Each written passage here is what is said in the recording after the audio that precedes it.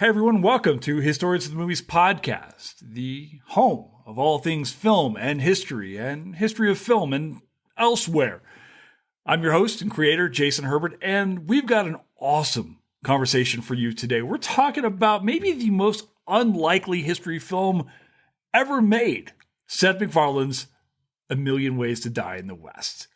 And today I've got for you one of my absolute favorite scholars in the entire world, Sara Dant.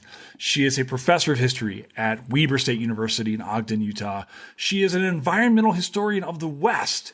So today, we get into the history of the West, what's at stake in understanding the West, the problems in environmental history, and really what's at stake in getting all of this right. We talk about the West in film, but we also talk about some of my favorite words in charismatic megafauna. We talk about wolf reintroduction in the West. We talk about grizzly bears, and we talk about mountain lions in more forms and more ways than just one. So I hope you're ready. Get ready to draw. Sit back and relax, because A Million Ways to Die in the West is next on Historians of the Movies podcast.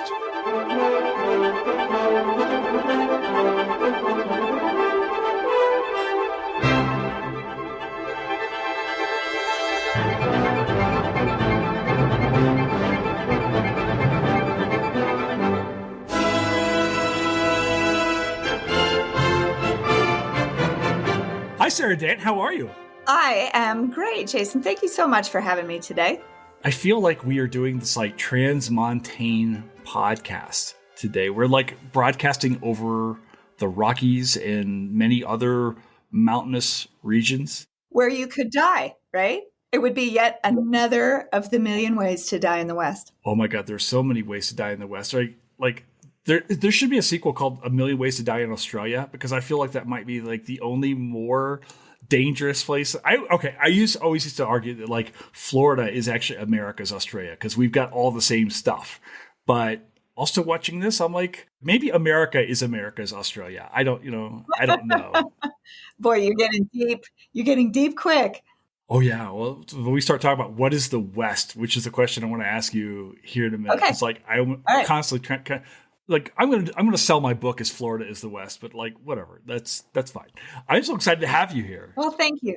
This is the first comedy I think we've done on the podcast. Now that I think about it. Well, you had asked, we should do a movie on the West. What would you like to do? And of course, one can get all serious and oh man, I should be performative, right? Oh, yeah. And I should do The Searchers. And then I thought, no, actually what would be really, really fun is A Million Ways to Die in the West, because for one thing, that movie cracks me up. And for another thing, you can totally tell that Seth knows his history. He does. So I'm down for it. So let's be funny and serious at the same time. No, he knows his history and he knows his film history, right? There's so many homages in this film. I rewatched this movie last night and then also today. I've been watching so many movies. I had to watch Red Dawn 7 times in 5 days. I'm so sorry. That pod's coming up. I can quote it at this point in time. This movie's a more fun watch, because you get Liam Neeson hamming things up. Thank you for giving me an excuse to watch Charlize Theron. That was. And this is the best I've ever seen Charlize, and I got to say, I like her. I like watching her too, but this is the funniest, and she's funny. Can we talk a little bit about Charlize Theron before we get going here real fast? Because Please. I think she is phenomenal.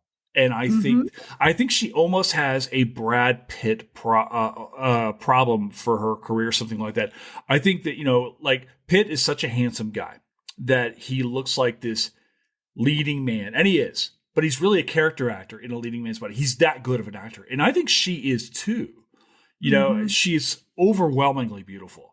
And at the same time, she's got this amazing ability to do drama, to do action, and then also she's good in this. She's done a few comedies now, and she's very solid. Yeah, she is. And, so she's beautiful, but then she's also, you absolutely know that Charlize Theron could kick your ass and take your name, and there's no doubt about it. So whether she's being Mad Max or playing in this film, she has that certain command of the scene and herself it's very admirable. And I think it makes her all the more striking. Yeah, she's phenomenal. And MacFarlane's just fun. Like he's just playing off of everybody. This is a different role for Liam Neeson, who I grew up I will love Liam Neeson until I die.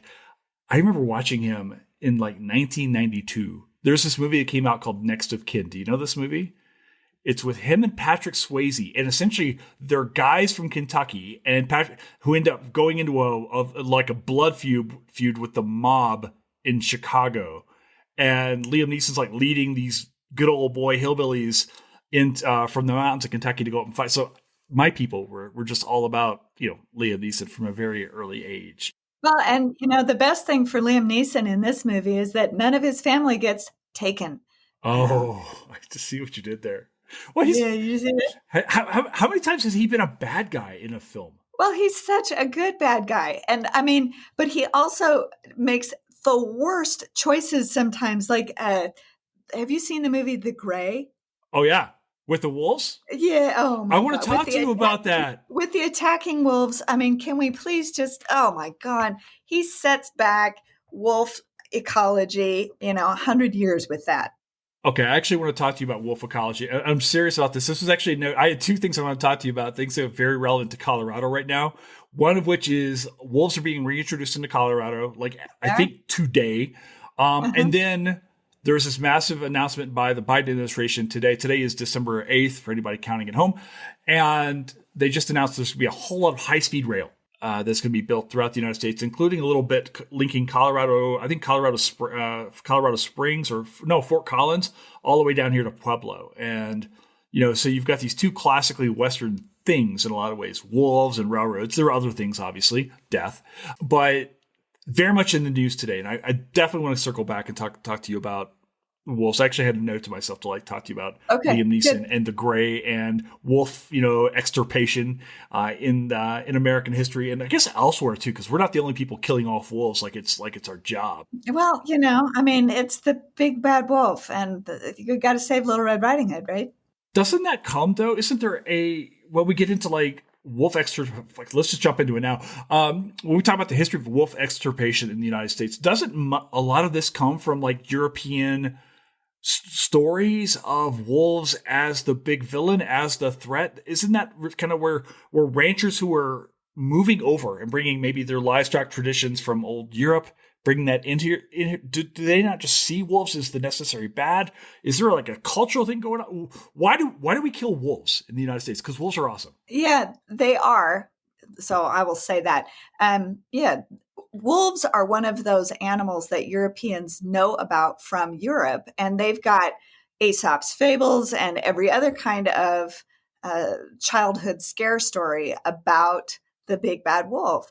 So it's interesting that when Europeans come to America, they bring those prejudices, imagine that, they bring those prejudices, including the ones about wolves, with them.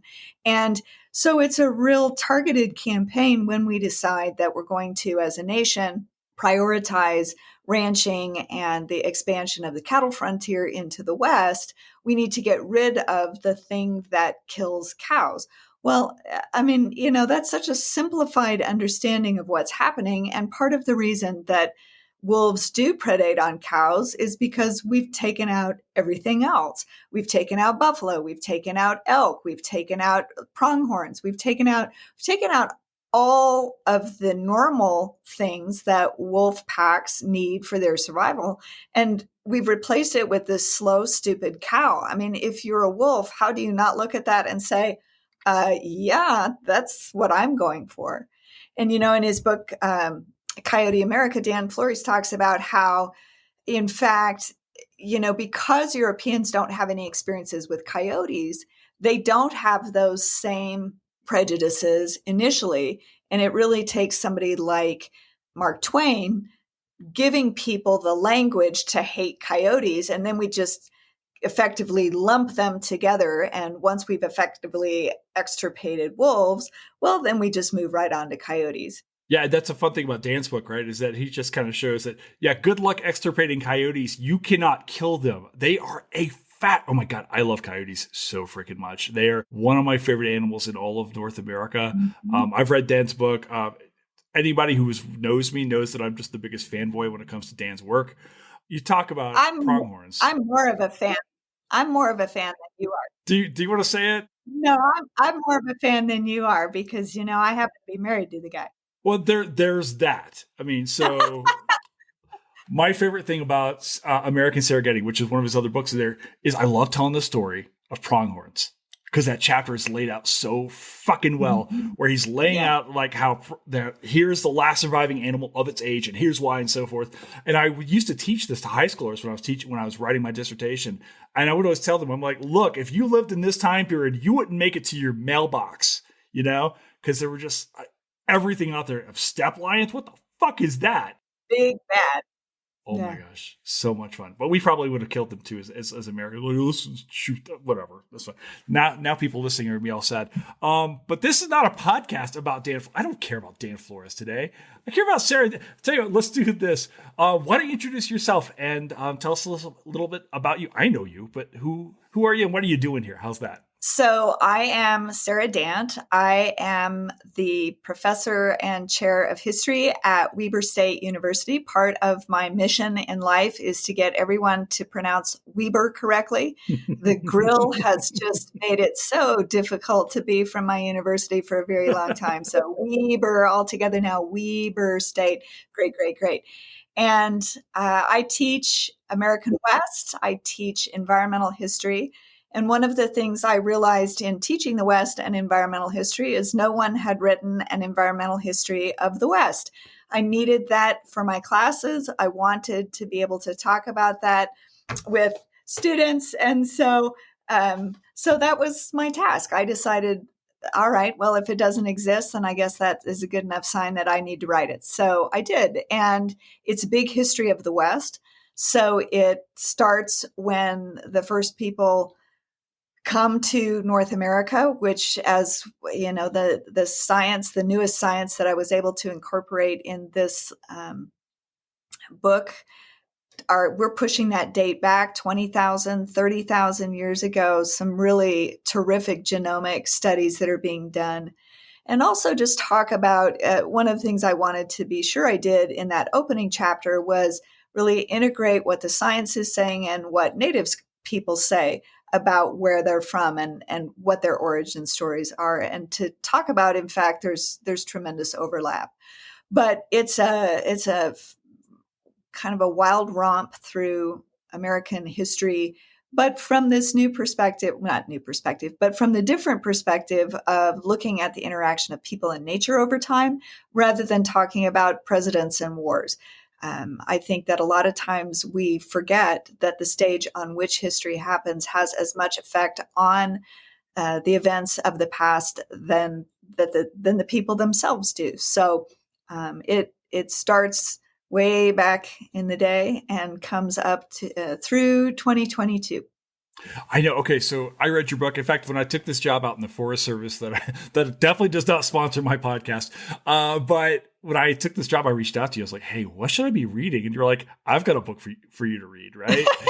It's like, okay, yes, I'll read your book, and I love it. Right? I love it so much, and I feel like you do this really, really difficult thing, which is condense all of these years into this very approachable. I mean, you've got a book here that's, I don't know how many, what's our page? It's about 300-ish or so. Mm-hmm. That's really hard to do because I think as scholars we get wrapped up in the minutia and the super details, and I think it's easy to get lost in that. And this really keeps the big picture stuff at play here that you can really relate to, which I hope we're going to get into today. Something tells me that we're going to get into things like, land ownership and the spread of settlers into the West and all that.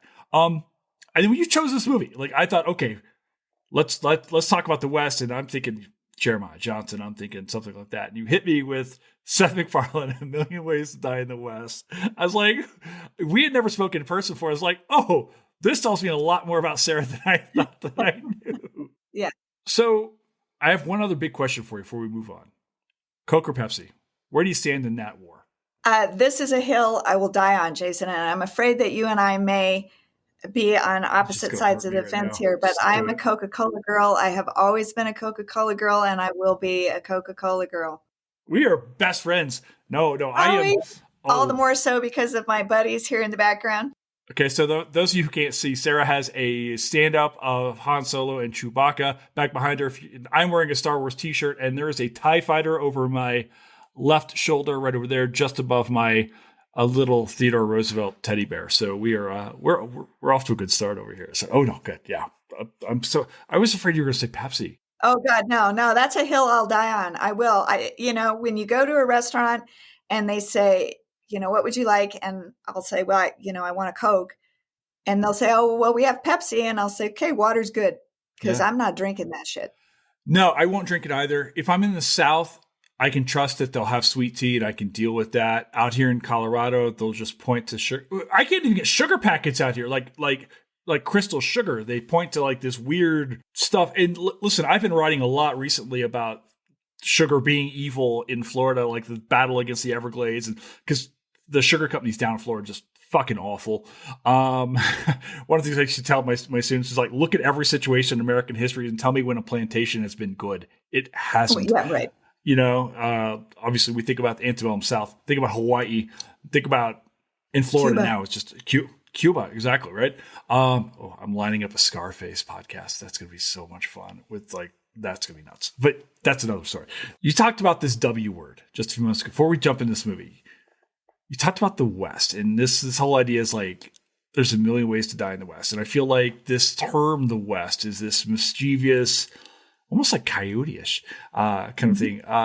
Sarah, what's the West in your mind? When we talk about the West, what are you talking about? Is it a place? Is it a time? What is it? Where is it? Well, so I would definitely say there are a million ways to define the West too. Thank you. I just was dying to get that one in there. And that's one of the ways I've always started my classes on the West is before I hand out a syllabus or anything like that, I'll say to students, go up on the board and back in the day when we had chalk, but now it's whiteboard. But, so where is the West? And most of them will do, it's the Mississippi, it's the Rocky Mountains, it's, and then you get like Farragher who thinks Pennsylvania is the West, or like Jason Herbert who thinks Florida is the West. Hell yeah. And that it gets really right. Exactly. So I actually sent you an image that I feel like in some ways really does make a definitive case for the West. But in general, as an environmental historian, I want to look at where can we see real change on the land itself and in the land itself. And to me, that's defined by the 100th meridian, roughly the 100th meridian, which is the line of latitude that approximately separates the drier west from the wetter east. And right around the 100th meridian is where you get the switch to about 20 inches of average annual rainfall. And that's the magic number. If you have 20 inches or more, typically you can, and it's a weird term, you can dry farm, which means you don't need to irrigate. Anything less than 20 inches and you need to irrigate. So to me, that's one of the great defining characteristics of the West is its aridity. That's something Wallace Stegner talked about that really gave the West its character. And obviously that not every place in the West, all along the Pacific coast, for example, doesn't fall into that. But the other, to me, really defining character piece for the West is public lands. And that image that I sent you, and I don't know if you have a way to put it up or not, but it's a map of the public lands of the United States, and it's a map that shows each of the states in outline, and then within the state it has another representative size for the public lands. And what you can see is that the 11 Western public states have, on average, more than half of all of their land base is public lands. And that absolutely ends in this dramatic fashion with all of the states that are east of those 11 Western states. So it doesn't include Texas, for example, and that's always a big question. is Texas the West, or is Texas the South?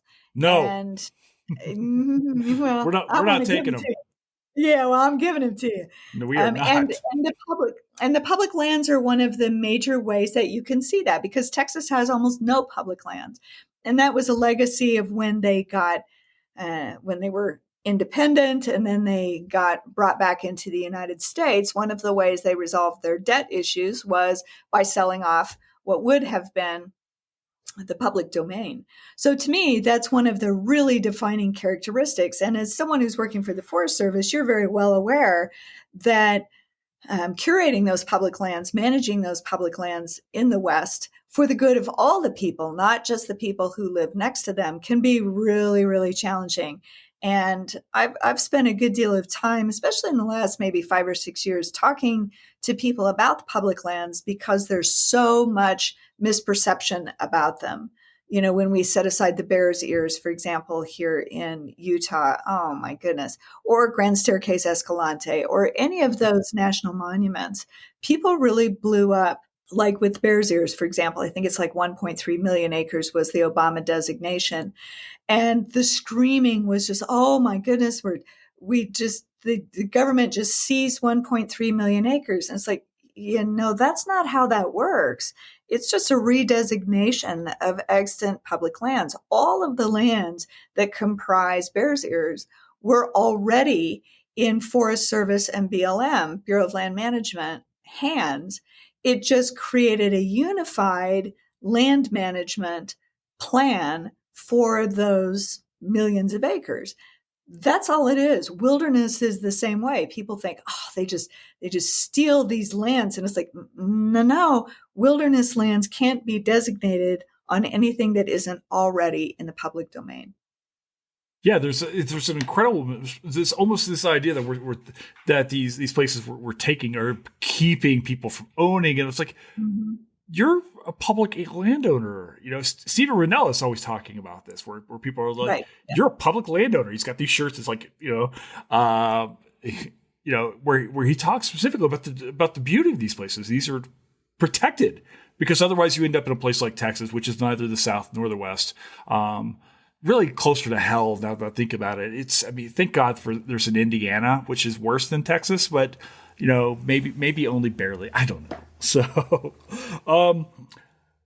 I guess one of the questions I want to ask you though is why is the West so important for us to understand, specifically in environmental history of the West? You're talking about this. I was kind of flummoxed when we started thinking about the fact that there really wasn't specific environmental histories to the West, and you would have just assumed that somebody would have done this already, but no. So what's the need for what's it, to borrow a cow pun I learned once from Dan Richter?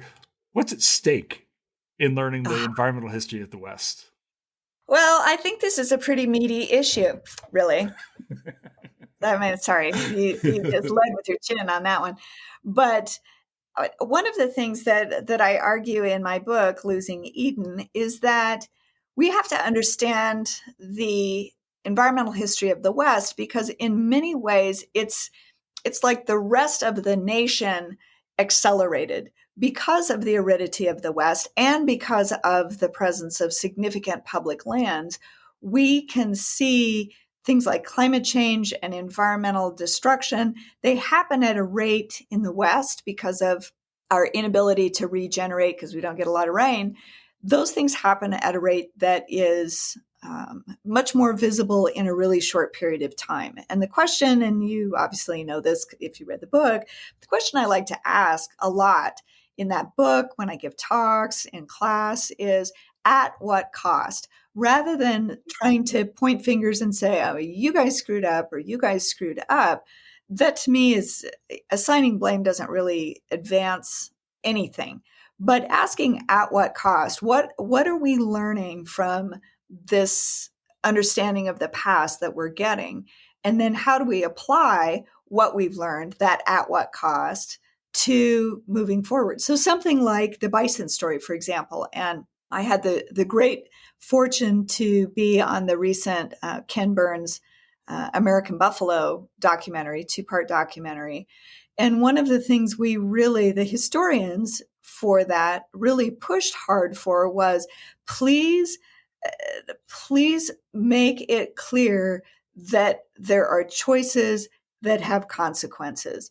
And when we make these choices, particularly choices about the market, and that we're going to allow the market to set value on nature, on animals, on lands, on plants, when we let the market establish value, then we're almost dooming whatever that is to destruction. And, William Hornaday had a terrific line about that it's an inexorable truth that any species that comes, I'm not getting the quote quite right, but any species that comes into the orbit of the market is basically doomed to extinction or flirting with extinction, because that's the cost of commodifying nature and the animals in nature. And we do that over and over again in the West. So the buffalo is the most obvious example, but it happens to grizzlies and wolves, as we talked about, and pronghorns and elk. All of those species come into the orbit of the market, and all of them in a really short period of time flirt with extinction. I think one of the fascinating things, we're talking a little bit about the ideas like what is the West and what isn't, maybe in part defined, like you're saying, by public land ownership. And I can't help but think, and this is one of my great frustrations, is that actually a couple guys from Utah, of all places, I'm thinking, is it Jason Chavez? I forget how to pronounce his was trying to sell off so much of our public lands. And Mike Lee as well is one of these guys. I'm just going to call these sons of bitches out because I can't stand them, because they're trying to give away my stuff. They're trying to sell the things that belong to the people. And I feel like this is a real disconnect. And I've talked to some other scholars about this. And I feel like in a lot of ways, this is where liberals have really failed to drive home this point to people who hunt and fish, your classic, guys like my father or something like that, who tended to vote Republican and so forth. It's like, wait a second, because of the gun issue or whatever. And it's like, look, the places where you hunt, the places where you fish, the places where you commune with your maker or the outdoors, these are in jeopardy because of these policies, are they not? Well, indeed. And, that's one of the great losses, I think, for the environmental movement, the conservation movement, whatever you want to call it. When you look at turn of the 20th century, Theodore Roosevelt, Boone and Crockett Club kind of people, it was sportsmen, sports hunters and fishers who were also advocates for the public lands and who saw the federal government as the best steward of these natural resources. Now, to be sure, what motivates TR and people like him is that they want to continue to hook and shoot the stuff that they've always hooked and shot. But it did make them really active in the efforts to protect and preserve these regions and wildlife refuges, places like that. You have women in the turn of the 20th century who initially are participating in the, having birds on their hats. And the devastation of the plume trade is astonishing. I was just watching the other night an episode of The Gilded Age on HBO, and bless their hearts, the costumers are incredible, but they got a whole bunch of these feathered hats on there. And I was thinking, oh, that's historically accurate and horrifying at the same time.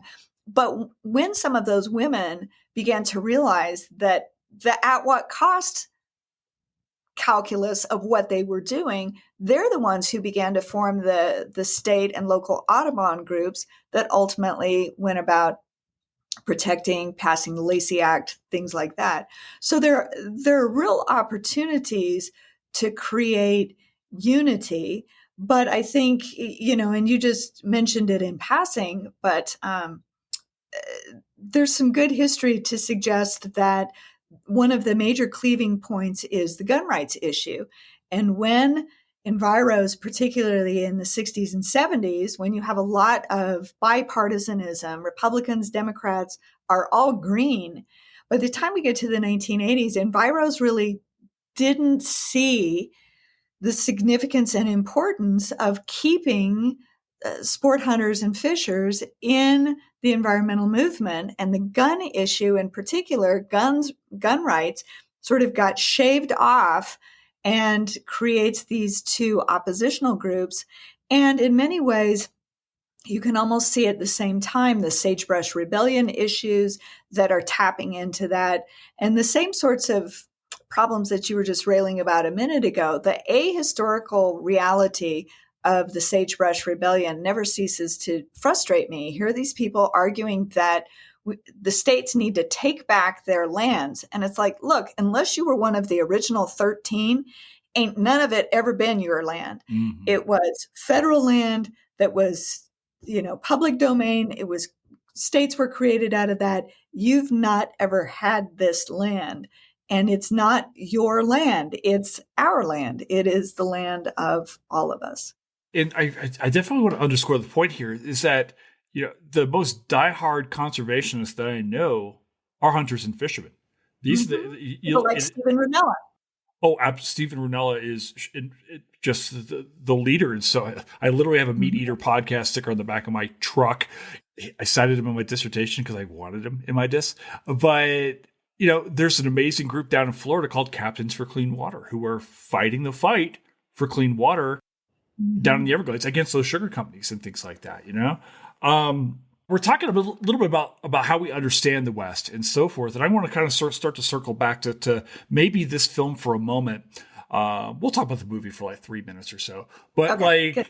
A Million Ways to Die in the West clearly references a whole lot of other tropes that we see in Westerns and things like that. One of the things I think that you and I certainly recognize is the way in which pop culture has affected our understandings of the past. And so much of what I think a lot of people understand of the West is kind of filtered through pop culture. You mentioned The Searchers, which was a film that I watched with my grandfather on the couch growing up, along with a slew of other films.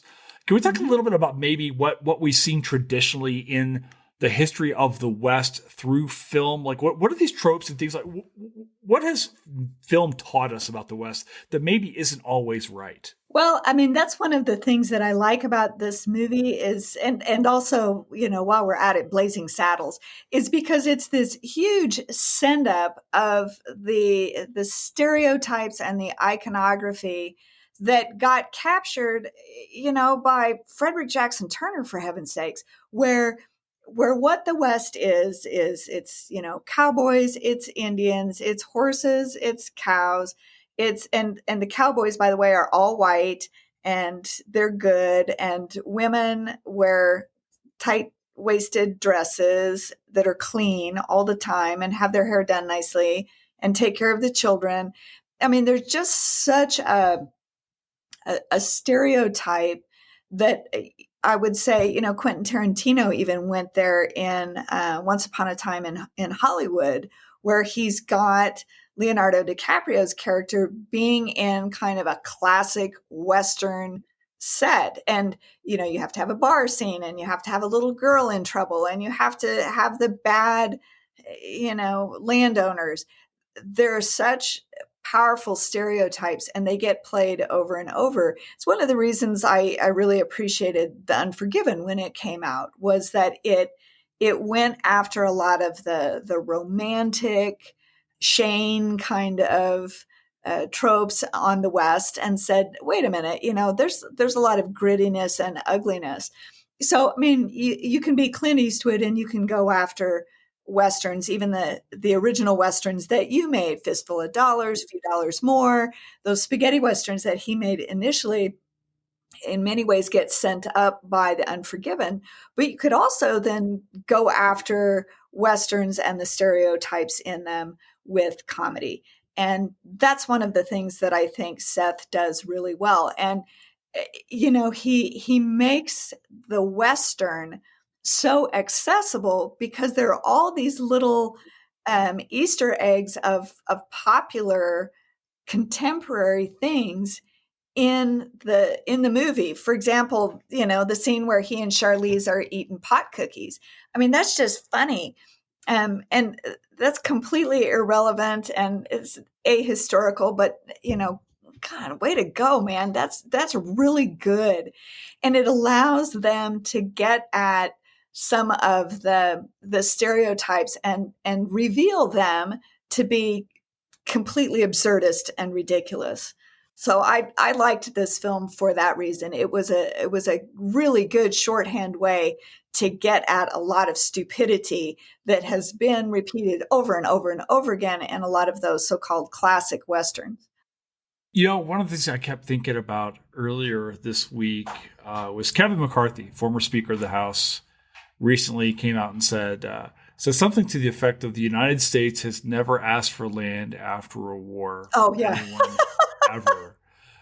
And I kept thinking, it's like, is he on pot brownies? What's going, he can't be serious here, right? Because every amount of the West is indigenous land. Ever take a basic American history class? Good God. And Charlize Theron gets at that, right? So when they're at the fair and somebody or another dies in the photo booth or whatever, and she's like, oh my goodness. And he says, yeah, that happens every year. People died last year. This person got shot and this person got stabbed and the Indians attack. And she says, why are the Indians so mad? We basically are splitting this land 50-50 with them. And I thought, oh, God, you just, to use a classic American studies term, you just unpacked a lot of shit right there, Charlize. Well done. But, that was just this nice, tight little piece that hit at so much of the troubled history of the West. This film obviously has Native folks in here in a very humorous role. And you've really got a man I am dying to meet. I hope I can meet him one day. Wes Studi, who give me Wes Studi all day long in pretty much anything I've ever seen. I would kill to meet Wes Studi. Can we talk a little bit about because he's taken these traditional roles that he's done. Of course, we just did Last of the Mohicans a few weeks ago here on the pod. At some point in time, I'm going to have to talk about dances at some point in time.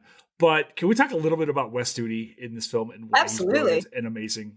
Well, and so let me preface, the other reason is a little personal, that I wanted to do A Million Ways to Die in the West. And that is because from several vantage points in the shots in the movie, you can see our house, or at least basically where our house is in Santa Fe. Dan and I live right out by the Cerrillos Hills, which when they do the shot of the fair and they actually the camera pulls up and does an overview shot, the mountains that are in the background are the Cerrillos Hills, which is like a mile from our house. So for me, that's really a fun aspect of that movie, is in some of the chase scenes when they're on horses or whatever, because I know the landscape really well. I mean, they have mishmashed things like they'll be out in front of the Cerrillos Hills and then they're riding and suddenly they're going past Ship Rock, and then, which is like, several hundred miles away. And then here they are out in the Jemez Pueblo area. And then so to me, it's ironically, the whole sort of recurring refrain in this movie is, I hate the fucking West. But in fact, this movie is Valentine to the West. It is a beautiful homage to this place that is the West. And one of the great things about living in Santa Fe is that, other famous people are occasionally there. And there's a restaurant that we like to go to pretty frequently. And so one night we got to see Wes Studi. He was there dining. And, I like to think that Wes saw me, maybe not, but we're going to go with that. But then the other night that we were there, I've lived in the West my whole life. I've lived in Alaska. I've lived in Washington. I grew up in Arizona. I've never seen a mountain lion, never. And I can't believe it. I backpack, I river run. I so should have seen a mountain lion. I've never seen a mountain lion. My human equivalent of a mountain lion is Robert Redford. I live in New Mexico sometimes. I live in Utah sometimes. He lives in New Mexico and Utah. I have never seen Robert Redford, not ever. And I totally should have. So we're sitting in the restaurant one night and having dinner. And I looked up and I said, mountain lion just came into the restaurant. And he came in and he sat down with some people, and I will say I had on an absolutely smashing dress, and so I, in fact, know that the mountain lion saw me too. Was the mountain lion glowing? I can only imagine that Robert Redford, when he walks into a room, just has an aura about him, as he's just like, "Hi, I'm the most handsome man that ever lived." Yeah, he is most definitely the most handsome man who ever lived. Although, he's really quite short. Is he now? Yeah. Well, he's an actor, right? So it's a thing. Also, you said you grew up in the West. I did not hear Florida in any of those states. I'm just saying. And we also have mountain lions in Florida. We call them panthers. So although here in Colorado, I understand we call them cats for short. Is that a thing that you guys do up in? Yes. I guess I can say over and also down because you're in Utah and also New Mexico. So cats, is that the colloquial term for mountain lions out here? Cats. If you're in Texas, they get called panthers sometimes, or pumas. You'll hear them called pumas, panthers, cats, mountain lions. Yeah. So in Florida, actually, I'll do a quick Texas panther story. In Florida, the panther population dropped significantly down to, I think, about 30 or so in the 1990s. And there was a movement to bring in panthers from Texas and kind of rehabilitate the population of Florida. And it worked to a degree. Of course, they're still critically endangered. But when I was working for the tribe down in Florida, I would talk to elders. And this is all information they said I could share, so I'll tell the story. But I remember talking to an elder, said, after they brought those panthers in from Texas, that they just got mean. He's like these panthers in Florida just got mean after they started breeding in with them. So I don't know what that means. I've never been close enough to a panther to find out if it's polite or has an attitude. I don't care to, but same with grizzly bears, which scared the bejesus out of me. And we'll talk about grizzly bears in a minute. But yeah, so our boy here, Seth MacFarlane, he's a settler. I'm pushing back a little bit now. I think there's obviously been a lot about settler history and things like that. And I'm trying to, in some ways, I don't know that settlers at their time, and maybe you know this better than I can, because I want to talk about the human process of these people who were moving out into the West during the time period. I don't get the sense that they knew they were being caught up in this, actively thinking they were being caught up in this great act of, say, displacing natives and things like that. At least that's not the experience I get. I think we kind of look at it and say, this is clearly what was going on. But I'm kind of wondering, like, we talk about a million ways to die in the West. Everything can fucking kill you. Why would you move to the West? What is pushing and pulling these people out there to begin with? I think that's an important idea to get at. And for a lot of people, the West is opportunity. It's a chance to start again.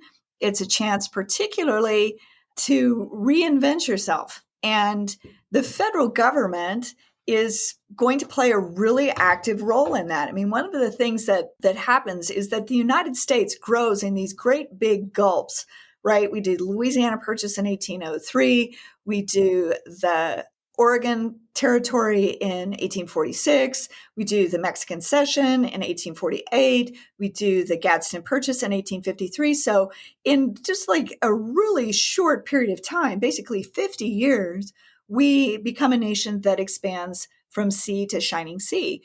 And for a federal government that wants to exert sovereignty, settlement is really essential. In fact, that's a term I like to use. Settlement is sovereignty. You need to settle a place with people who are loyal to your government. And so the way the United States is going to facilitate that is by giving away land. And they give away so much land through the Homestead Act, Timber and Stone Act, the Mining Act, all of these acts in the 1860s and 70s, and then are designed to facilitate people coming west and taming and claiming the land. And then we, as if it's not enough, then we say, okay, we'll make it much easier for you to get out there. That whole wagon train thing is a bummer. So let's build railroads. And we complete the first one in 1869. By 1890, there are five transcontinental railroads. So that's an astonishing expansion in a really short period of time, all of which is funded by the federal government. And you get people who come out to the West and say, okay, I've got 160 acres, but there's no water and I can't farm. So we say in 1902, okay, we'll pass the Newlands Reclamation Act and the federal government will bring you water, not force you to settle where there is water. That was John Wesley Powell's idea, but instead we'll bring the water to you. So you want to live where Las Vegas is, you want to live in Los Angeles, you want to live in Phoenix, which, by the way, no one should live in those places in any sort of numbers. Then they're deserts. They're deserts. They're really, yeah, that's, and they sure as heck shouldn't be trying to grow Kentucky bluegrass in their yards in order to make it bloom like a rose and claim and tame the land. But all of that is really facilitated by a federal government eager to get people to come out west. They make it financially possible for many people to come out west, and they don't put any restrictions on people. So you can come out west and you can shoot all the animals, and we're not going to legislate that. We're not going to say, no, you can't kill every last buffalo. We're not going to do that. So there's a lot of incentive. You get, with the Transcontinental Railroad, one of the ways that they incentivized the railroads to build was not only to pay them per mile of track, but also to give them alternating sections of land alongside the roads they were building. Well, the only way to sell those is through advertising. And so these railroads are going to be advertising about how awesome it is in the West. I mean, one of these I've actually memorized because it's so astonishing. And one of these railroad advertisements said, "This is the sole remaining section of paradise in the Western world. All the wild romances of the gorgeous Orient dwindle into nothing when compared to the everyday realities of Dakota." And so how could you not want to go there? Sarah, it sounds to me like what you're telling me is this idea of the lone man who's making it on his own. The self-made man out in the West is full of shit. Oh, big shit. Yeah. And the truth is, if you were the lone self-made man, you would have ended up like the Revenant. It's just not going to work for you. So it's in fact the communalism. You see that in the Mormon pioneers who come to Utah, but you also see it on the farming frontier and the mining frontier. People don't mine out in the middle of nowhere. They coalesce in these boom towns.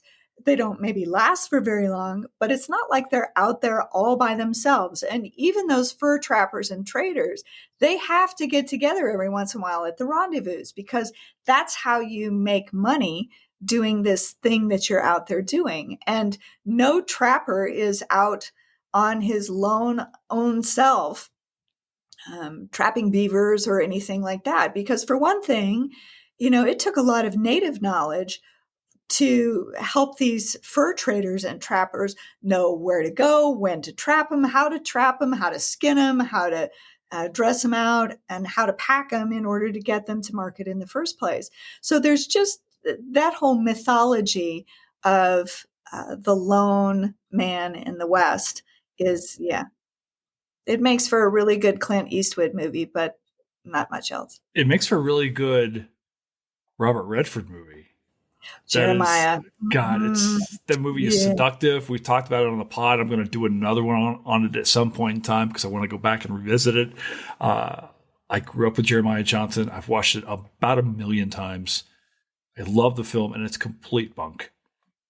So it is. It's complete bunk. And so, if I'm sure at some point you want to talk about favorite Western movies, and I'm a big Robert Redford fan too. It's my mountain lion after all.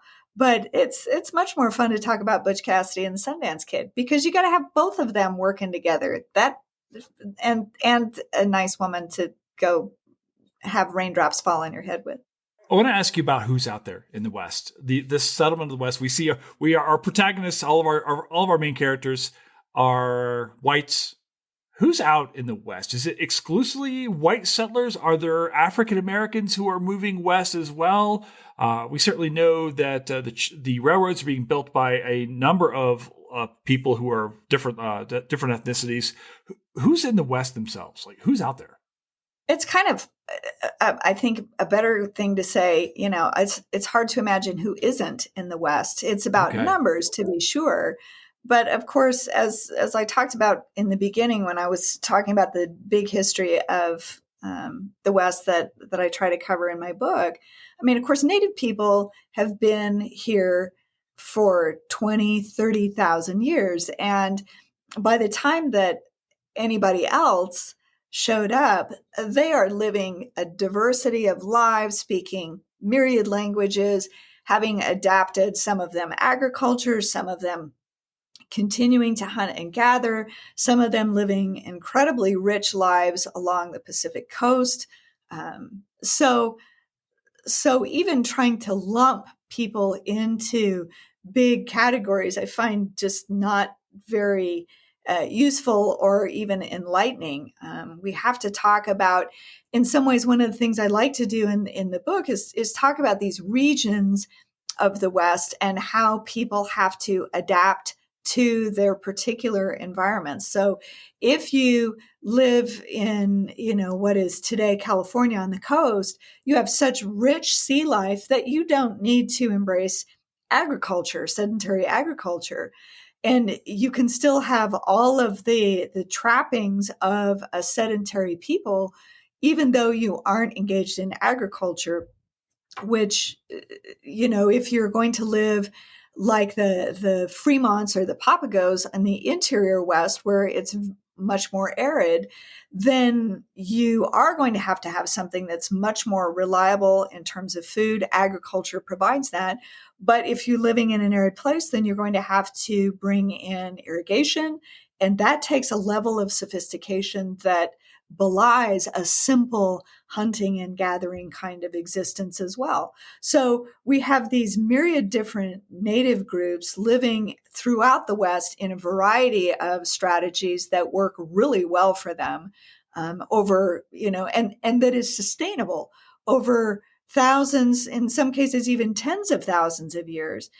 And Europeans can come in and the space of 200 or 300 years wipe out most of the charismatic megafauna of the West. That's an astonishing shift that is going to happen. And of course, you have Hispanic um, agriculturalists who have moved up from what is today Mexico into the interior West. You have the mining frontier and the California gold rush in particular that brings the world in. So it's an incredibly heterogeneous population that comes to California in just a very few years. Of course, white New Englanders, yes, but free blacks and Hispanics and Mexicans and Asians and Europeans and all kinds of people are converging in the West, and they're going to stay. And they're going to bring the kind of skills with them that leave their mark on the West. My first job teaching at the college level was at College of Eastern Utah in Price, Utah.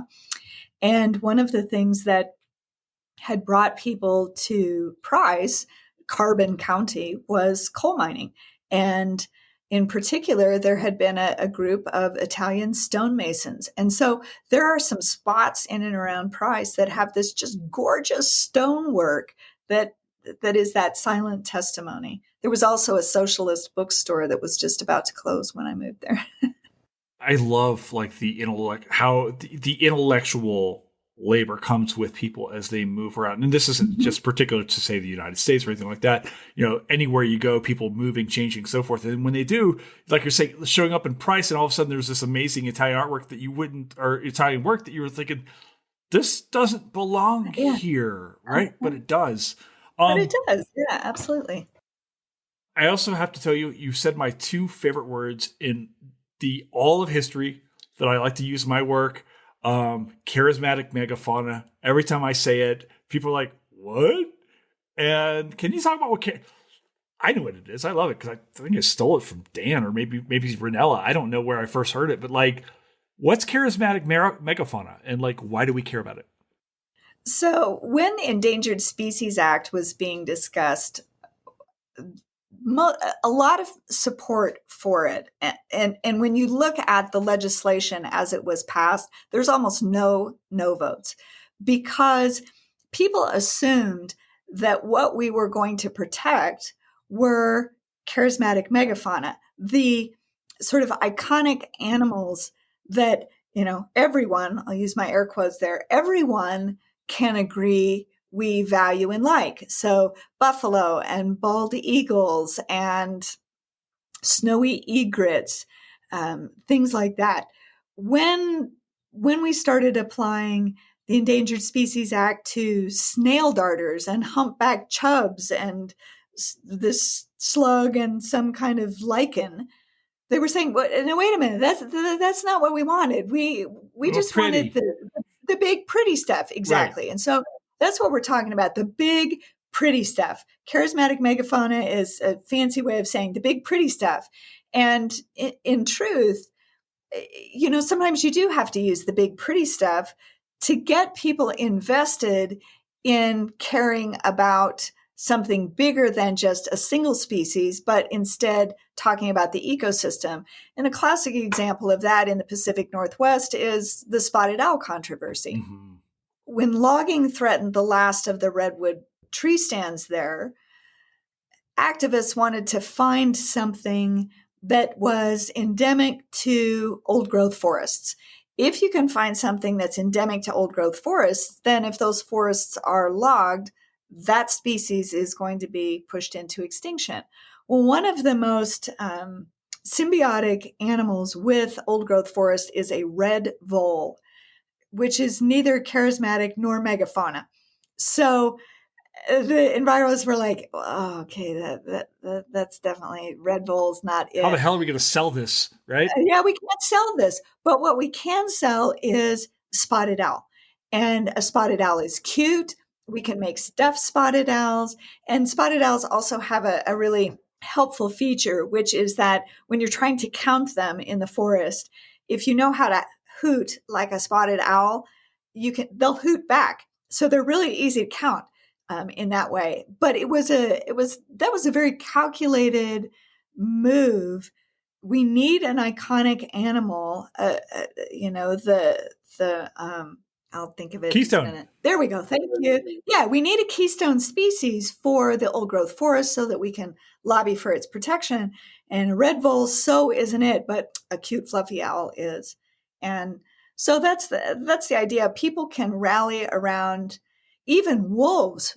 People, if you make really cool, stuffed wolves and things like that, people will be more inclined to be supportive of wolves than and there are people who are plenty willing to make them vicious, awful animals too. Yeah, can we talk about wolves? Because we actually see wolves in this film as well, right? MacFarlane, there's a scene where the wolves are like I was literally working on a post on my Substack about the wolf reintroduction, and I was like, oh, son of a bitch, this is actually in the film too, right? Where the wolves are tearing the man apart. They're dragging him off. Right, dragging the mayor off. Yeah, he's out there how bad is the fucking West? That mayor's been over there for 3 days dead, the leading official in the town, and he's over there and oh my gosh, there's wolves. Wolves are dragging. And so that's another, that's the Liam Neeson thing where, wolves are going to come in and attack people. No, they don't. But gosh, that's a really funny moment in the movie. Can we talk then about the importance of wolves to ecosystems? I know that, absolutely. Certainly here in Colorado, we're reintroducing wolves. For the longest time, they were really shot down and killed as fast as we possibly could to make room for ranchers. Can you talk a little bit about the history of wolf, maybe eradication, and then the argument for wolf reintroduction into its native lands? So there was an understanding, or belief, I should say, in the government, in society, that wolves are bad. They predate on sheep and cows, and they are a nuisance to our capitalistic acquisition of profit. Ergo, we need to get rid of them. And the federal government, again, just like it was giving away land, was also very willing to get on the side of those trying to live on those lands on their good side by eradicating what they didn't like, which was, in this case, wolves. And wolf eradication led to, no big surprise, all kinds of other problems, including, and one of the really great pieces of Aldo Leopold's Sand County Almanac is his essay, Thinking Like a Mountain. And he talks about his epiphany about this importance of wolves in an ecosystem. He's collapsing a lot of his life's experience into this very pithy story. But what he says is that when he shot this wolf and saw the fierce green fire dying in her eyes, he came to understand that just as ranchers fear their wolves, just as deer fear wolves, mountains fear deer. And when you eliminate the predators, then it allows for a prey bloom that is devastating to the ecosystem. And he talked about, with the eradication of wolves came these wrinkled hillsides that had been overgrazed by too many deer that no longer had any predators. And the same happened at Grand Canyon, for example. They had a deer eruption following the elimination of predators. And so that there's this tension between wanting these charismatic species like deer and elk and understanding that predators take them out. So Colorado has passed a reintroduction program. The state of Utah, following a decade-long study that was done up in Idaho that showed absolutely no correlation between deer populations and the presence of wolves, the state of Utah nevertheless passed an anti-wolf law, which is called a Mule Deer Protection Act. It's called the Mule Deer Protection Act because we got to save these poor little mule deers from these vicious killers that are wolves. And so it allows Utahns to shoot on-site wolves that are coming into Utah, which is going to create all kinds of problems for the Colorado reintroduction, because of course wolves don't go, oh crap, that's the boundary to Utah, can't go there. And we're seeing the expansion of Mexican wolves, particularly in Arizona and New Mexico. There's one wolf in particular who keeps going way outside the study area where she's supposed to be. They keep getting her and moving her back. And a few days later, hundreds of miles from where they've dropped her, there she is again. But those animals, predator species, play a really important role in the stability and overall health of the ecosystem, because when you go out and hunt, you don't say to yourself, okay, which is the puniest, sickest, lamest looking deer in that herd? That's the one for me. But that's exactly what a wolf or a wolf pack is looking for, or a coyote pack. They're looking for taking out the weak and the sick. It's that, Darwinian evolutionary, we need to protect the best and the brightest for the future. Hunting actually goes after the best and the brightest. And when you can have a combination of both, predators who can cull the weak and the sick, and hunting to help keep populations of prey species in balance, that's the best thing of all. People like to think that nature works in extremes. If we don't have any if we don't have any wolves, we'll have plenty of deer for next hunting season. And that's just way too simple. Nature's more complicated than that. Yeah, anybody that thinks that the mule deer need to be protected from wolves needs to take a hard look at chronic wasting disease and see what happens when deer get infected with that, and see the horrible deaths that some of these animals, entirely because of an overpopulation of the species, right? And that's when that disease spreads. And it spreads because you don't have apex predators taking these animals. And look, as well as I did, wolves are not the only apex predator taken out of the Rockies in the West. We talked about cats earlier. Panthers certainly took a beating. There are no grizzly bears. I have a hard time believing there's no grizzly bears anywhere in Colorado. I know that I've seen reports, but grizzly bears as well. I wanted to ask, did you read the Rick McIntyre series, The Wolves of Yellowstone? Actually, I got to talk to Rick. Oh my I got God. to spend an afternoon watching wolves with Rick and talking Are to you him. serious? Yeah, I hate yeah, you. yeah. Go Well, on. thanks. Oh my No, gosh. it Tell me. was really great, and I was really proud of him for putting out that series because what's the book that the guy wrote about '06?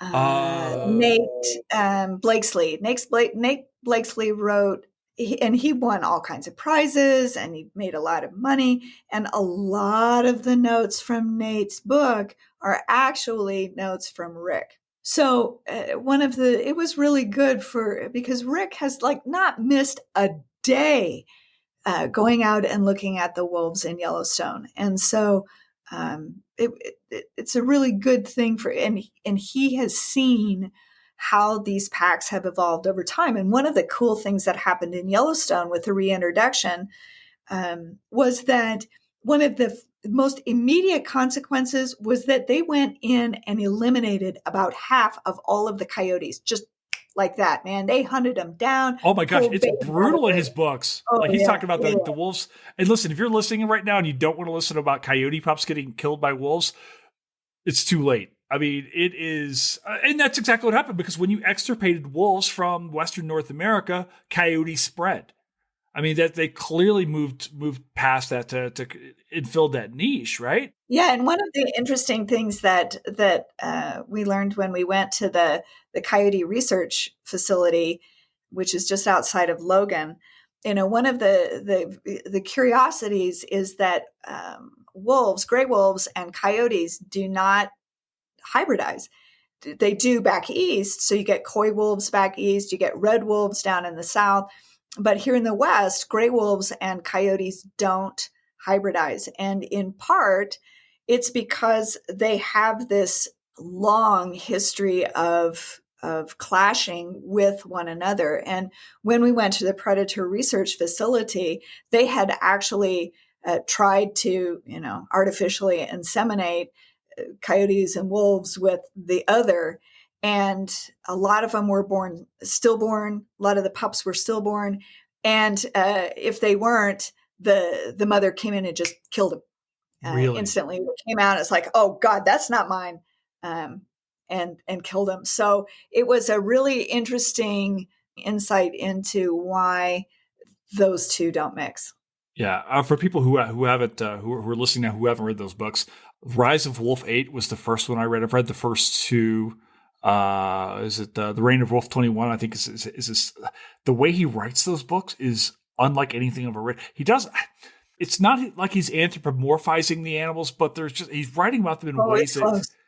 it's just way, yeah. It's like he doesn't give them names like Tommy the Wolf or Sarah, it's like or anything like that. At the same time, he's talking about like Wolf 21 loved Wolf 42, and when she dies, oh my God! At the end of that book, when she dies, I was like Yeah, in tears when this wolf dies. yeah. Of course, this wolf died 20 years ago, right? But still, it was like, Well, but oh my God. Rick has put in the time to really get to know these wolves as individuals, and that's a very admirable trait. It also means he's out in some of the most god awful, miserable weather that is possible. Yeah, right. But I mean, he's writing like a different kind of history, and that's the thing. When I Yeah. talk to people about the need, and this is where maybe I want you to, if you'll chime in, talk about this. It's like I try to talk about the importance of environmental history because so many people get wrapped up, in labor history or history of peoples.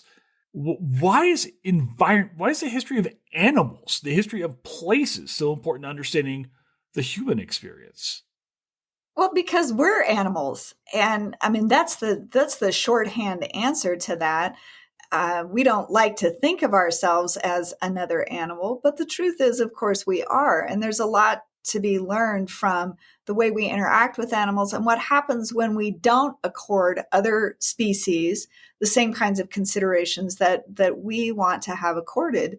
And again, and I mentioned this before, so I won't go into a big long rant here, but one of the things we see is this human desire to separate ourselves from other animals has led us to wanting to put commodity values on them. And we don't tend to value them as live animals. That's to me the most shocking thing. What we value is not, for a long time at least, what we valued was not wolves. What we valued was dead wolves. What we valued was not buffalo. We valued dead buffalo, and dead elk, and the rack that I get to put, or the stuffed head that I get to mount. That's valuable, but somehow the animal that has that isn't valuable. And there's this wonderful quote from Byron of Busy Sheath or whatever, and he says, men may hunt animals for sport, but animals do not die in sport. Animals die in pain. I'm having steak tomorrow. I just want you to know that. Oh, well, and it'll be tasty, I bet. Always going to be. It's the way I make it. Yeah. Absolutely. I have a question for you, actually. So we're talking about the idea there's a place of the West. We're talking about these ideas of the West. Have you, in your experience, done comparative work? Or does our version of the West happen in other places? Is this a uniquely American story? Or where's the West beyond the United States? Do you have any experience like looking at other places like that too, or no? I haven't done a lot of comparative history, but of course, every place has what Patty Limerick calls the F word. Every place has had its own frontier experiences where, and if what we're thinking about the West being this place where people and nature come together in a variety of patterns and fashions over a long period of time, then of course that happens everywhere else in the world. It may not be the West, and the unique realities of aridity and public lands in our West create the unique situation that is our particular history in this particular place. And I really do think that place matters a great deal. It's one of my big frustrations with the Buffalo Bill Wild West, Congress of Rough Riders and all that, because he never called it a show. And one of the things that's most striking to me about that is that it tried to encapsulate all of these icons of the West, buffalo and wagon trains, and Buffalo Bill being every kind of hunter and scout and all of that. But it's placeless. He did the shows in Chicago. He did them in New York. He did them in London for the Queen. They did it in Paris. And it's like, yeah, but you don't get any of these things or these experiences if you aren't also in the place. I mean, in one of the seasons of the show, I forget if it was when they were in New York or whatever, but they lost like half of their buffalo because the buffalo are just like, yeah, I don't want to live in New York. And so they turned up their toes and said, see ya. And so, I mean, place really, really matters a lot. There are some patterns to talking about the place that is our West that I think we can look at in other places. But I would also argue that on the planet, it is a completely unique place. And as a result, its history is in some ways typical, but also in many ways very unique. What do you think a guy like MacFarlane can do with a comedy about the West, telling us stories about the West that like we don't see in like your classic John Ford-esque Westerns are almost really serious films, right? Even the fun ones to watch, like Tombstone, right? They're very serious films. This one is not. This, and like you're saying, Blazing Saddles, and I can't really think of many other Westerns that are jokey. Silverado's close. We just did that too on HATO. Yeah. God, I love I mean, that if movie. nothing else, yeah, me too. And watching Kevin Costner. Kevin Kline. Kevin Costner's a baby in that movie. He is, yeah. But Kevin Kline is just he's so good. Wickedly He's so good in that. Yeah, he really is. Can I tell you a thing I thought about Costner recently? We're watching him with Silverado, and I'm thinking about Costner's career. Obviously, he's all over the place with Yellowstone, which I could ask you a billion questions on as well. We're going to be doing a pod on 1883 at some point in time. But I look at Costner's career. I'm thinking about about Silverado. I'm thinking about, he did Wyatt Earp. He did obviously Dances. He's doing Yellowstone. At some point, don't we have to start to consider him in the pantheon of classic Western stars? I mean, look at if the body. He doesn't feel like, he doesn't feel like John Wayne or Clint Eastwood, but the body of work has got to be there, right? I mean, I don't know. Yeah, I'm way more comfortable putting him in the pantheon of ball sports films. Oh, definitely. It's number one in baseball. That guy's an athlete. Yeah, that guy's an athlete. You can tell he knows how to swing a bat and he knows how to throw a ball. He can hit a golf club, but he can also ride a horse. I mean, in Silverado, he does some amazing horse work. So, yeah, I don't know if I want to put him in. I don't know. Is Silverado, is that Kevin Kline's film? I mean, you got 4 leads there. Is it Kline's film or is it Scott Glenn's film? Oh, no, it's definitely, I would say, it's definitely Kevin's film, Kline. Yeah, he's the one with the character arc, I think. He is. But, every once in a while, they're just really funny in that movie. Oh, they're great. The movie, I mean, there are just real moments of that. I'm kind of wondering, thinking about the West, are there films that you love that really get at the history of the West? Well, so as I mentioned, I'm a big fan of Butch Cassidy and the Sundance Kid, right, in part because the eye candy is just too irresistible. And it's a great story, too. And I know you're a big fan of Hell or High Water. I think it's amazing. Yeah. Well, and I love Chris Pine. He can be in any movie, and I'm really happy. Can we talk about that for a second? Because sure. That was the movie that I thought Chris Pine was too pretty to be serious, Mm-hmm. And that final scene with him and Jeff Bridges on the porch. Uh-huh. As Bridges is sitting there drinking and Pine's got the rifle just sitting there. Mm-hmm. That is an awesome. Talk about tense scene between 2 actors. Well, and they did such a good job conveying, without a doubt, that he'll plug him. Mm-hmm. He will totally shoot him. And Jeff Bridges' character knows that too. And the scene is so brilliantly filmed, that tension just comes. And then you discover he doesn't actually own the place. He's given it to his kids. Yeah. And you get the sense that Pine's kind of wanting to die. Mm-hmm. It's like, hey, maybe I'll come see you about that thing. And they're like, okay, mm-hmm. This only unresolved. Bring it. And the brilliance of that film that it talks so much about the history of the West. There's the scenes in the casino where Pine's brother's talking to the Comanche gentleman about the West and all this kind of. I mean, they're talking so much. God, I love the movie. But go on. I'm sorry. No, that's all right. And so I thought, I'm going to be unconventional in my choice of Westerns, like right. Really unconventional. And we're going to talk about Avatar. Avatar is a Western. Go on. It has all of the tropes of the Western. It is a native group that is invaded by extractive entrepreneurs who don't care about the land itself, who have no connection to place.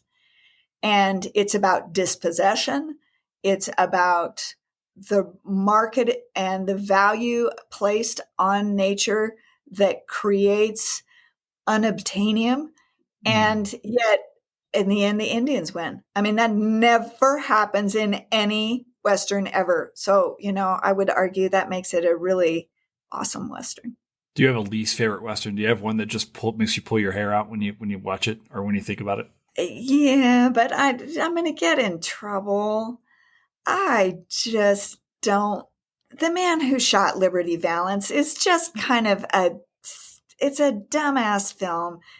Bless their hearts. And I know I'm supposed to like it, but I just don't. And part of it is watching a lot of those, The Quiet Man. And I know I'm speaking about John Wayne here, but as a woman, I don't find any resonance, where I'm supposed to just shut up, be in the film as a woman. A lot of those old movies just really don't sit very well with me. Do you think John Wayne hurts the West?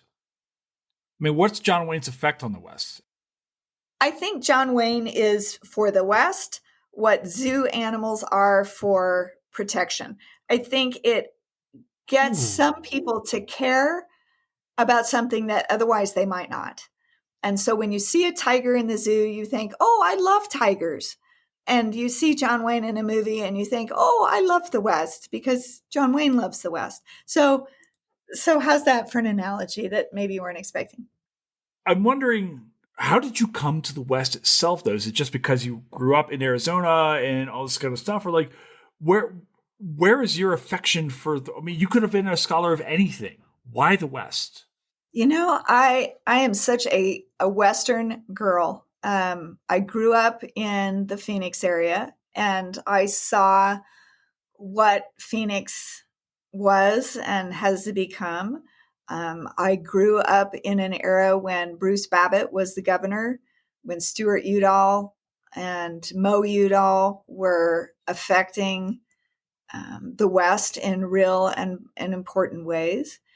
I did a stint in graduate school at Washington State. Then I taught in Price. I spent a summer working in the Tetons. I spent a summer working in Denali in Alaska. I went back to Washington State, and when I was teaching at Price at College of Eastern Utah, I was the entire history department. And I got to teach an environmental studies class that was part classroom experience. We'd read stuff, and then part field experience. We took students out backpacking, river running, hiking all over southern Utah. And I really came to have a powerful affiliation for another part of the West that I came to know really pretty intimately. And so when it was time to go back and get my PhD, I was talking with my major advisor and I said, I don't know what to do for a topic. And he said, well, my friend Rod Grammer and I just wrote this huge biography on Frank Church, senator from Idaho, but we didn't really talk about his environmental politics. And I said, is there material? And he said, Sarah, there's a ton. And we just, that's not our area of interest. And I said, but it's mine. And he said, yeah, I know. I think this could be your project. And so, because he had the insight into Frank Church and I had this interest in trying to figure out how do I put my love of history and my love of nature and the outdoors and the West in particular, how do I put all that together? And this became the solution to that problem. And I will say, I avoided history for a long time. My undergraduate degree is in public relations and journalism. My master's degree is in American studies because I kept thinking, I can't do history. But then I got a job teaching history at College of Eastern Utah, doing this environment, and I thought, okay, this is actually it. This is actually it. And researching Frank Church and his involvement in wilderness and wild and scenic rivers and Land and Water Conservation Fund, to me, that just really kind of cemented it. Okay, this explains so much to me about your book now, because I have to tell you, as I was reading it, I kept reading it because, this is before you and I kind of got to know each other. So I was reading this book and we talked a couple of times. So it was really the first time I'd kind of read your stuff. And I'm reading it going, God damn, she can write. And that was, and for me, God, there's so many really brilliant people that I know that can't. And I was like, geez, boys, this is like, God, this is good shit. That's the highest on it. This is good shit. Was the thing when I was reading your stuff. So if you're listening and you're looking, this is not the hard, chewy book to read. And I think for the longest time in the profession, like, good writing was almost seen as like this negative aspect of like what it is that we do. It's almost like, well, the writing's too good, it can't be good scholarship, and that's fucking bullshit. I love the way you write. So Oh my gosh, thank you. Oh, you could have. And to me, that's really important because I did not write this book to be a textbook. I wrote this book to be a trade book, to be the sort of thing that people who just love the West, who aren't looking for a million ways to die in it, are. I'm curious I want to know more. That's the kind of target audience. And then, of course, if you do know some things about the West or the environment or whatever, my hope is that you'll say, "Oh, now I see how that connects to all these other things." And I think the best compliment I've gotten, other than the one you just gave, is, I've had people say, "I knew some of this stuff, but I had no idea how it all kind of fit together." And to me, that was the really compelling thing that I wanted to be able to do. I wonder if you can talk. We've kind of referenced a few things, and you and I kind of offhanded kind of referred to a few scholars. But who are your influences, or who are you reading for people who are like, "Hey, I want to know about this environmental history of the West. What's out there that's good that people should read? Like, what do you like?" Well, there's this book called Losing Eden. Because it's really that, there's just not a lot of environmental history of the West out there. I will say that. I got fired up about environmental history when I was in graduate school by reading William Cronin's Changes in the Land. To me, I almost made a change to the joke earlier, but go on. I'm sorry. Yeah, no, it Changes in the Land rearranged the furniture in my head. And it also made me say, oh, this is the kind of history I want to do. This is it. And, I really enjoy still turning people on to his Trouble with Wilderness essay, because I think it makes people think really deeply about the places they love, why they love them, and why they can't love the places that they live most of the time as much as the places that are way out there and far away. So, that for sure, Bill Cronin stuff. I'm obviously a little partial to Dan Florey's work too, but I always try to find a reason to assign Wallace Stegner when I teach, particularly his collection of essay called Where the Bluebird Sings to the Lemonade Springs. It's just a really nice collection of Stegner. And anytime I sit down to write, I often find that I write a lot better if I read a little Stegner first. He just makes me up my game in a way that I think makes me a better writer. Absolutely. Reading good writers. We just lost John Nichols, who did the Milagro Beanfield War and the whole Magic Journey series, which was, that's really great writing. I wish I could read Cormac McCarthy more, but he is just so dark that that man had a real gift of language and expression, but my goodness, he just thinks so horribly of our species that it's hard for me. And my book club is reading The Road right now. Oh man, so hard. And it is hard. It's hard, and it's four guys who have kids, and we're reading this book, and we're just like, we're texting, and now you're like, this is depressing as fuck. Yeah. You got to be careful about that kind of thing.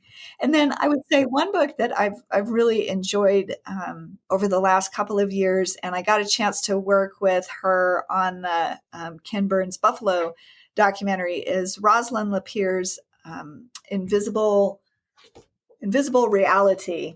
I don't know this. Storytellers, Story Takers, and the Supernatural World of the Blackfeet.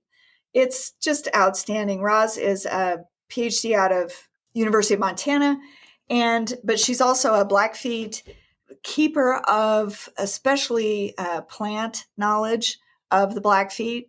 And so she is an herbalist and does a lot with medicine. And this book is just this incredible integration of traditional, really good academic, go to the archive scholarship and Blackfeet oral history, traditional interaction with the land. And it's brilliant. And she's brilliant. I need to get this book like immediately. Yes, you do. I mean, I'm writing my book, which I'll talk to you about. Like, I'm going to beg to talk to you about this in a second after we get off the thing. Yeah. I want to go back to the idea of the West and what's at stake here. When we look at 2023, this film is set, I think people tend to think about the West as we see it in film as this thing that happens in 1800. Your book very clearly clearly shows the West is still very, very real, and we are living with it, and there are very real consequences. What are the issues that we are confronting when we look at an environmental history of the West in 2023? It's about to be 2024. There's just two words: climate change.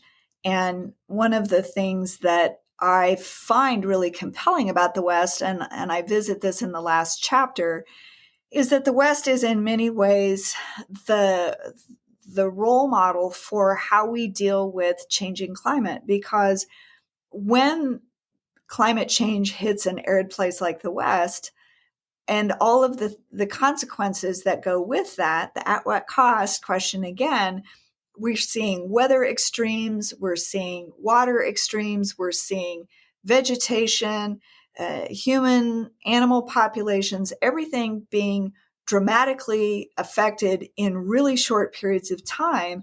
How are we going to address those issues? And while at the same time that the West is really at the vanguard of the consequences of environmental change and climate change, it's also at the vanguard of innovation to try to deal with that.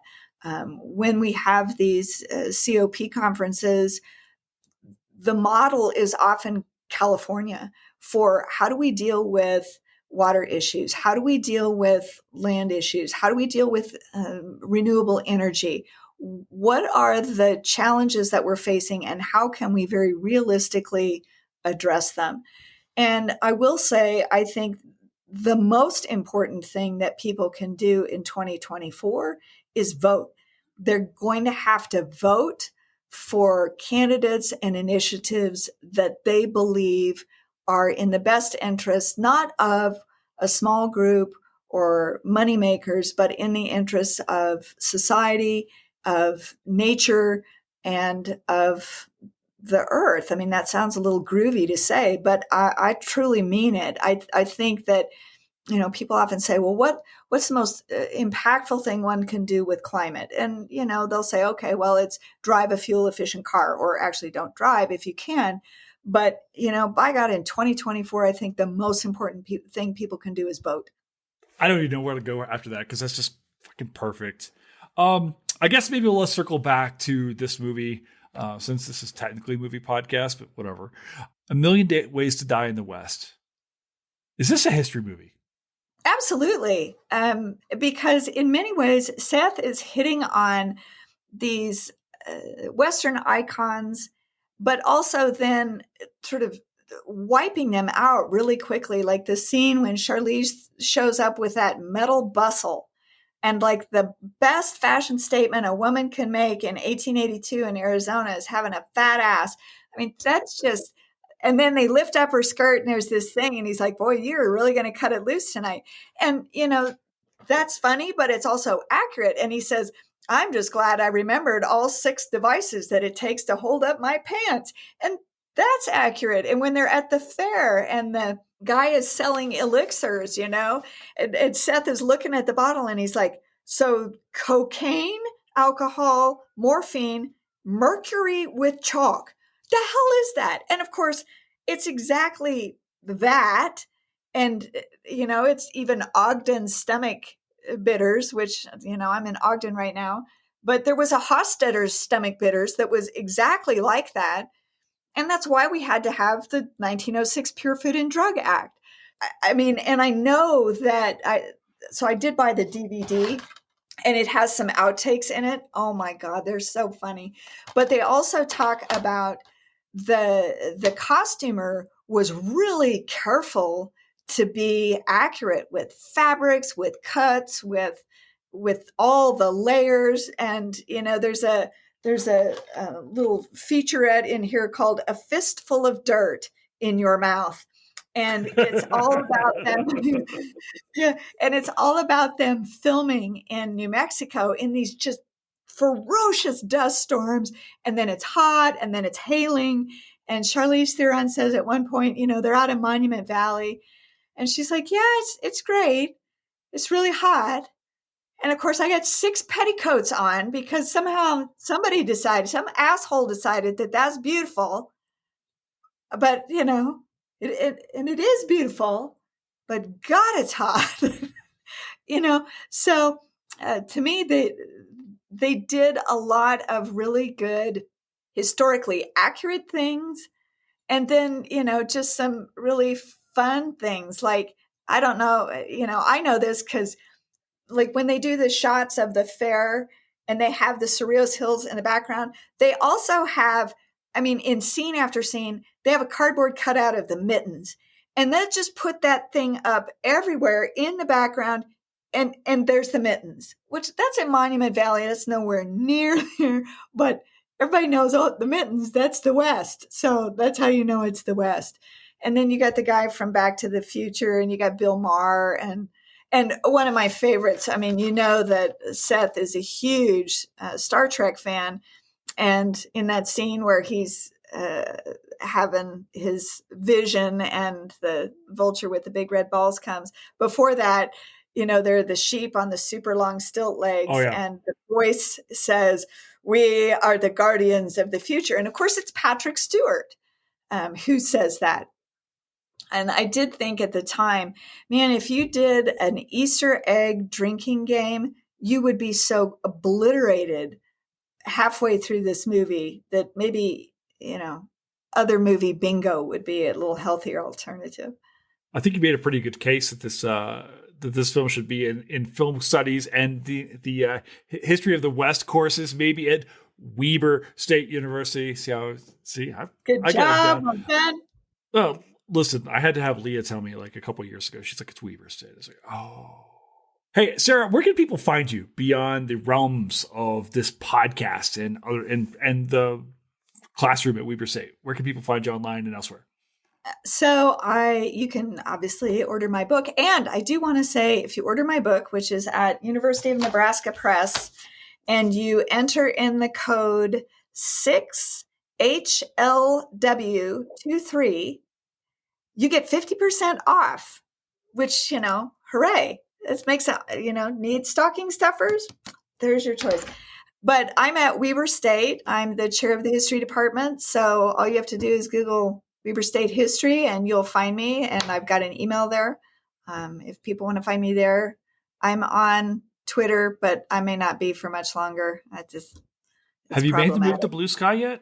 I'm old enough that I'm just not much of the whole social media thing. So yeah, just email me.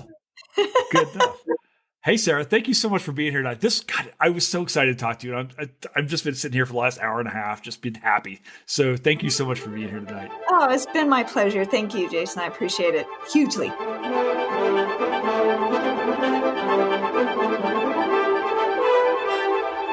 And that's a wrap here at Historians and Movies Podcast. Thank you so much to our guest, Sara Dant. Sarah, you are amazing. I just have the best time talking to you, and I can't wait for you to come back. Thank you, of course, to our producer, Fletcher Powell, who is worth $1 million. Not $1 million is probably overrated, but he's worth some dollars, some money.